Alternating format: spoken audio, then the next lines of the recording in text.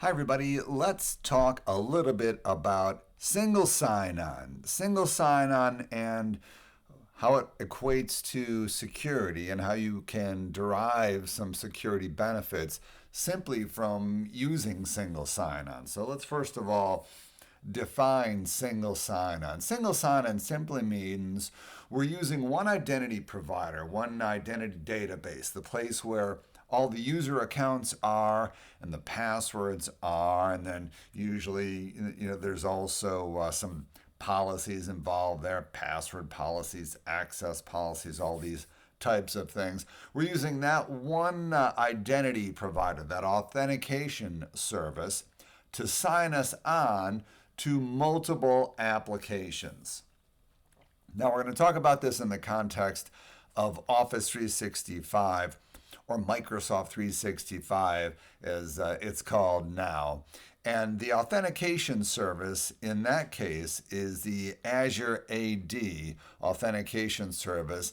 Now Microsoft is calling that the Entra ID service, I guess, but they're the same thing. It's the main authentication service for the Office 365 world. Now, imagine a few applications like Exchange, where your mailbox is, SharePoint, where you have your sites, OneDrive, which is also actually part of SharePoint. Imagine all these applications, and then imagine that each one of them had its own user database, and I had to have an account and a password on each one of these. So I sign into Exchange server, my mailbox, I got to have a user account and a password. I sign into SharePoint or Teams, I have to have an account and a password. Now, right away, you can see how that'd be a huge problem. I have to remember 3 or 4 passwords or 100 passwords.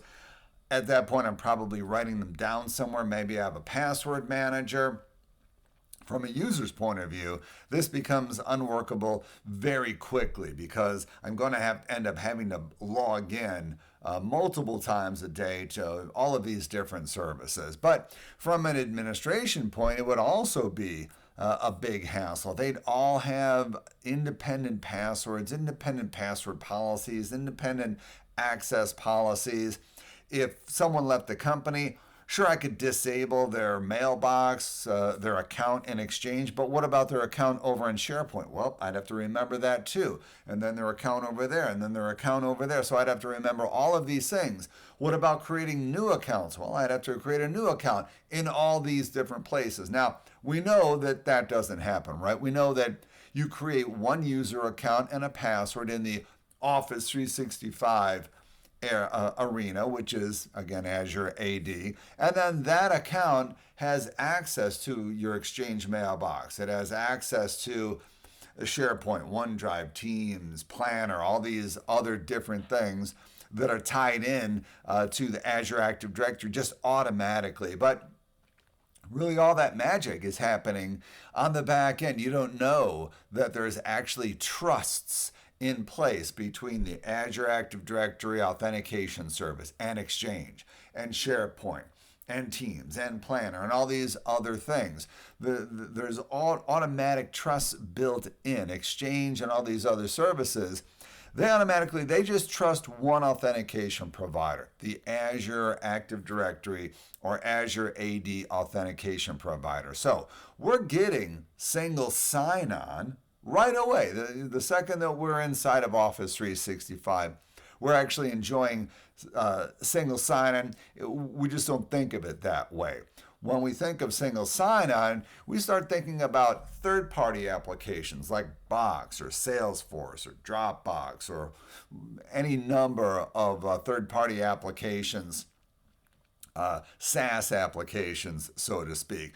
We might also think about on-premise applications. We'll talk about those in another time, but that's valid as well. We can actually tie all of those into Azure Active Directory and allow our Azure Active Directory to be our main identity provider and provide that single sign-on benefit for all of those apps. So now we can see that that's going to provide a lot of convenience for us and for our users. We're probably going to be able to get away from worrying about passwords on each one of these apps. Even it'd be nice to get away from account creation and account deletion, and a lot of times you can actually go that far. So we want to do this just to convenience ourselves and to convenience the users, but there's actually some pretty good security that we also derive just by having single sign-on, and we'll talk about a few of those things.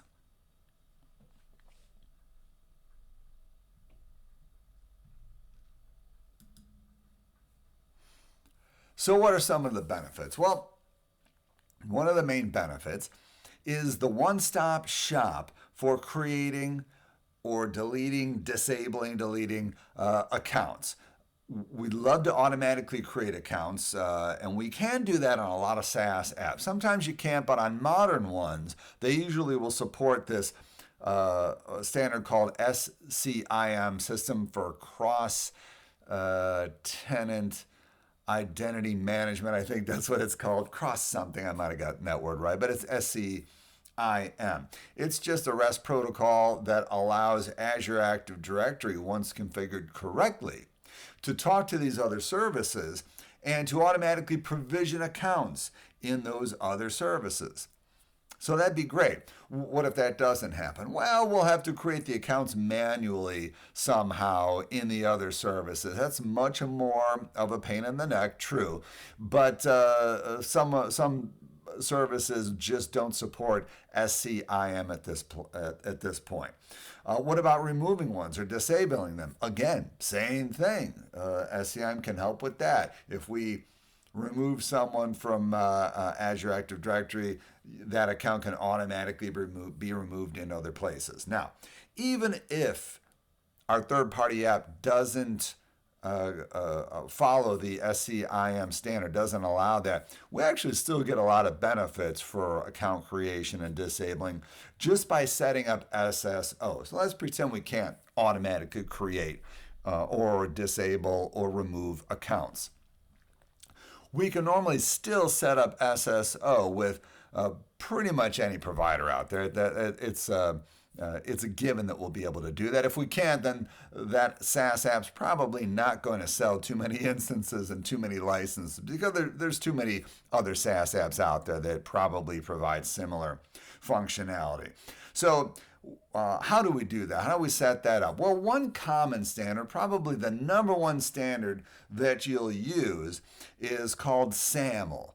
Secure Assertion Markup Language. Anyway, it's a way that an identity provider can kind of sign a little token that is then sent to the service provider that proves that the user has logged on successfully to the identity provider. Right? Makes sense because we do the same thing just internally for Exchange and SharePoint. That uses a slightly different protocol. We use OAuth and OpenConnect. We're not going to do that with most third-party tools. We'll use SAML. So when we end up setting up a relationship, the SSO SAML relationship between Azure Active Directory, which is our identity provider, and a service provider, which a service like Dropbox or Box or Salesforce, we're setting it up such that when we need this to happen, Azure AD can send something to the service provider saying, hey, this user is legit. They have authenticated against Azure Active Directory, and here's the proof of that. And it uses cryptography to sign information so that the service knows that this user is legit. We can send a lot of information to that service. We can tell that service the user username, user principal name, first name, last name, email address, groups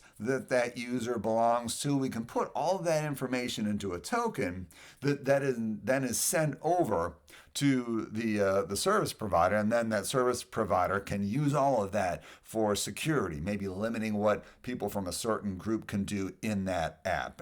and so on and so forth.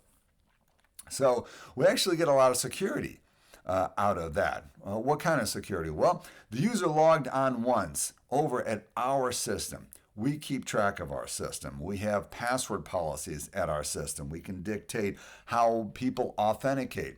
Maybe we like them to use passwordless authentication. Maybe we want to eliminate things like SMS for multi-factor authentication. We certainly want to require multi-factor authentication. Maybe we only want certain people to be able to access that SaaS app that we're pointing out. Well, since we're in charge of the identity provider, and you have to log on to our identity provider to get this SO functionality, then all of our policies are in play. We don't have to rely on Box policies or Dropbox policies or Salesforce policies. We don't have to rely on those. We don't have to rely on their MFA either. All of that is contained in our identity provider. You have to get through our identity provider before a token gets created that then can be passed to the service provider. So it's very powerful.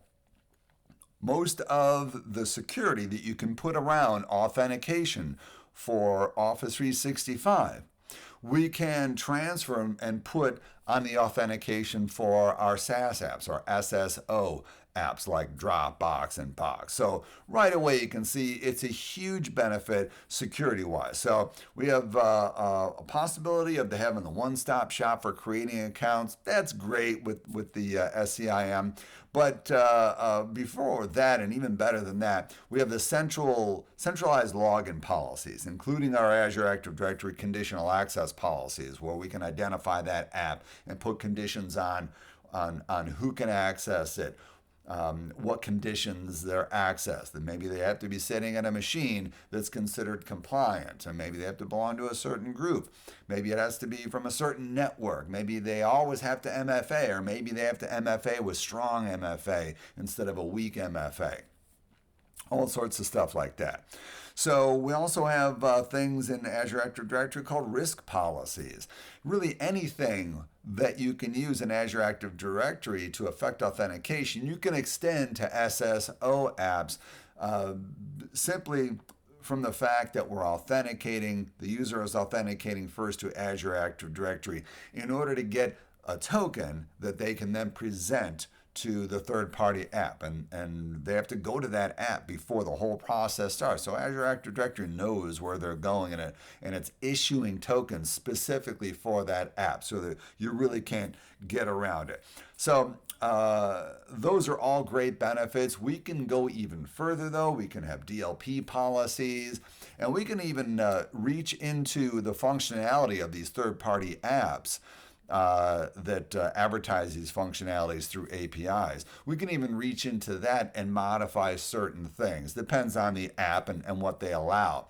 We can do this through Microsoft's Cloud App Security, or CASB, Cloud App Security Broker that they are now calling Defender for Cloud Apps.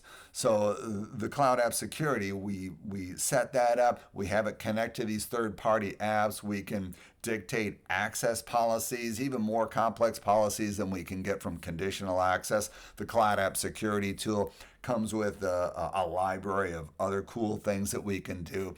And then we can reach into the APIs on these third-party SaaS apps, see what functionality is available, and we can make policies to allow, deny, modify that kind of access. We can even have policies that look for the traffic going back and forth and limit traffic depending on, let's say, a certain file has been labeled with a Microsoft Information Protection label. Well, if we put that on a third-party SaaS app, we can control the exfiltration of that information, who I can share it with. I can limit that even for third-party apps through the Cloud Security Broker. So you get even more functionality with that. So security is very much affected by SSO.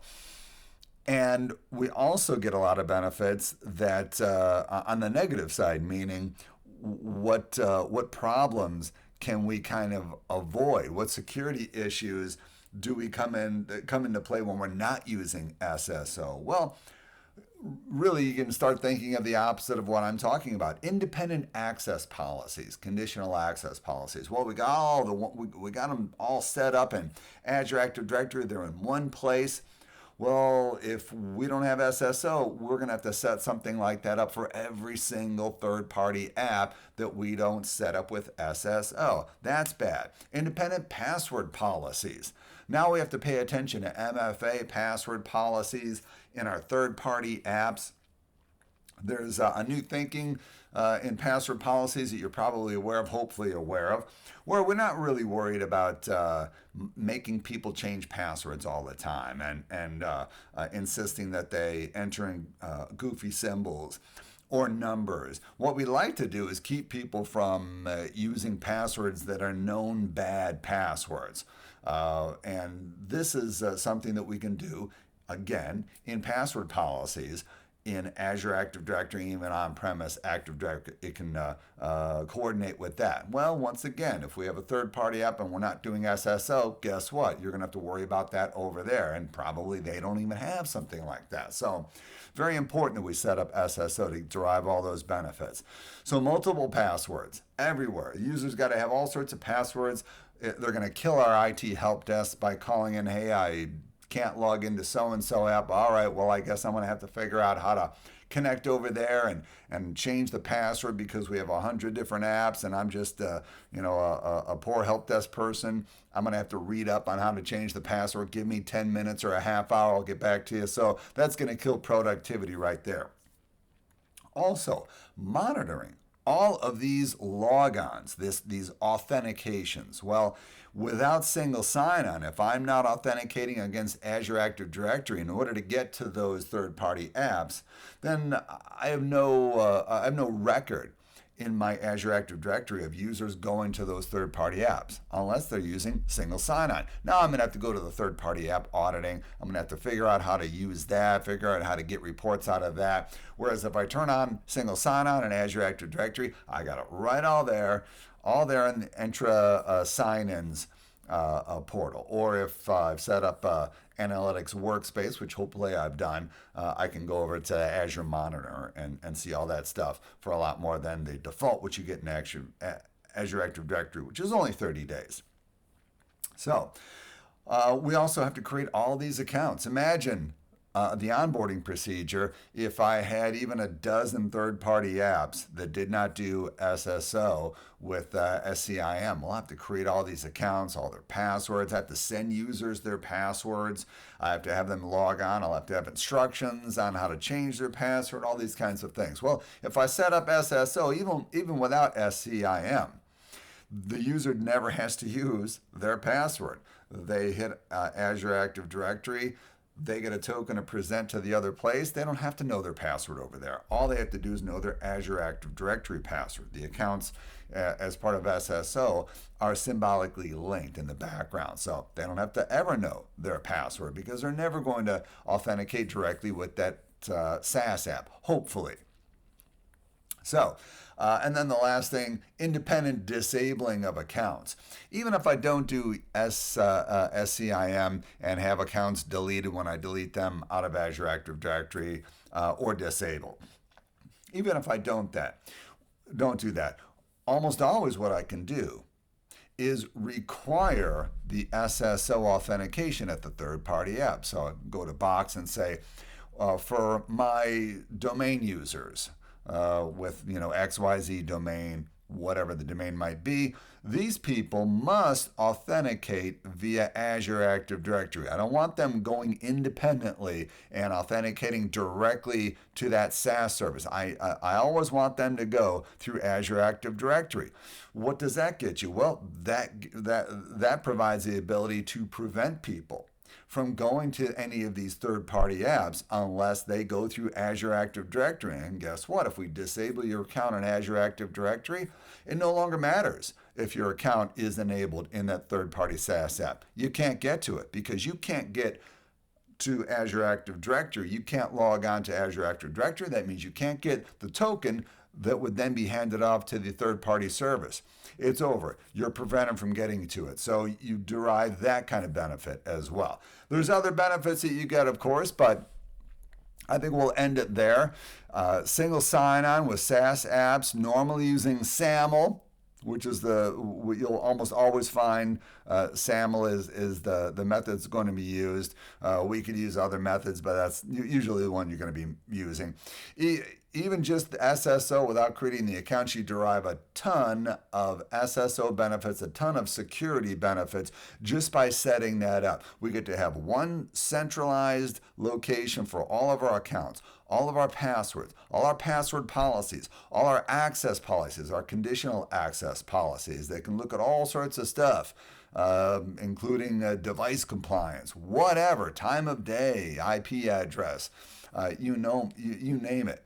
So we get all of those benefits simply by setting up SSO. Then our authentication service, Azure Active Directory, is the same authentication service we use internally at Office 365. We're just extending that to all these third-party apps. You layer on Microsoft's CASB, called Defender for Cloud Apps, on top of that with the right licensing, and you increase the functionality and the security even more.